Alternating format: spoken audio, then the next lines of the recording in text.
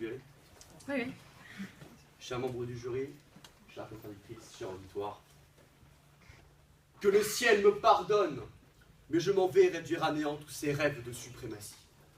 Lui, qui se tient allongé au-dessus de nos têtes depuis des millénaires, nous faisant vivre dans la crainte de son chaos et de son apocalypse. Lui, qui ne cesse de revêtir sa douce robe bleue pour nous faire croire qu'il est bon, mais aussitôt enfiler son costume sombre de soirée, faisant tomber les éclairs et nous rappeler ainsi qu'il est le maître. Lui, qui se veut à la fois être Nirvana et couche d'ozone. Paradis et espace cosmique. Au-delà et perfection. Habitat de Zeus et du Tout-Puissant. Serviteur de Jésus pour les chrétiens. Simple couvercle pour Baudelaire. Lui, qui nous fait vivre dans la peur de son écrasement sur nos petites carcasses frêles. Lui, qui nous force à nous agenouiller face à sa grandeur.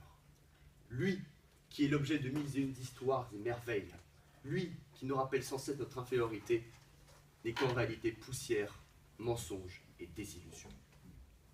Chers membres du jury, on m'a confié la lourde tâche de remettre l'humain au centre de nos préoccupations, et non pas rejeter notre fardeau sur une quelconque croyance gauloise. Un ciel qui nous tomberait dessus? Quelle aberration! L'idée même est inconcevable.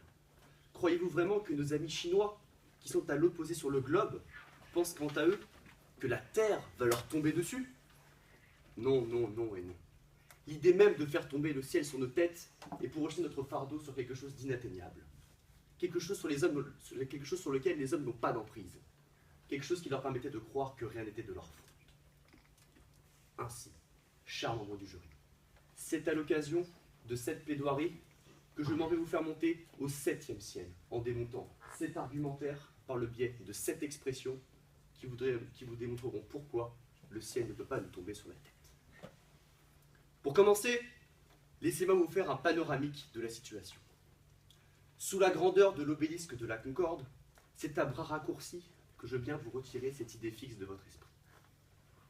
Bien que vous sembliez avoir bonne mine, c'est automatique que de si vils arguments vous effroient. Mais n'attendez pas d'atteindre un âge canonique pour vous en apercevoir. Car si le ciel nous tombait réellement sur la tête, alors réfugions-nous entre ciel et terre, et nous serions protégés d'une telle calamité. Prenez une autre image. Vous venez de finir votre café du matin, de beurrer vos biscottes et de brosser vos dents. Vous sortez de votre demeure et sautez dans le premier métro pour arriver à l'heure au travail et ainsi impressionner votre employeur. Vous êtes tranquillement sur le chemin quand tout à coup, le ciel vous tombe dessus. Mais n'ayez aucune crainte, car quand vous êtes à ciel ouvert, en réalité, rien ne vous tombe dessus. Dernière image pour vous convaincre. Imaginez-vous en plein débat avec votre amant, en train de vous délecter du précieux nectar de l'amour.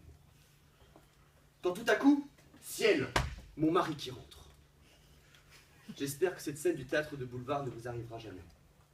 Si tel est le cas, sachez que même la hauteur du 7e ciel ne sert à vous protéger des foudres de votre moitié. Elle montera même vous y chercher. Mais je tiens à vous rassurer, il n'y a bien que vous qui tomberiez du ciel. Ciel, ciel, ciel au ciel, ma contradictrice est énervée. Pour me vaincre, elle a cherché à tout démontrer. D'argument en argument, métaphore en métaphore, baliverne en baliverne, elle a tout donné. Mais ne vous laissez pas berner, car même en remuant ciel et terre, visiblement, elle n'a rien fait tomber.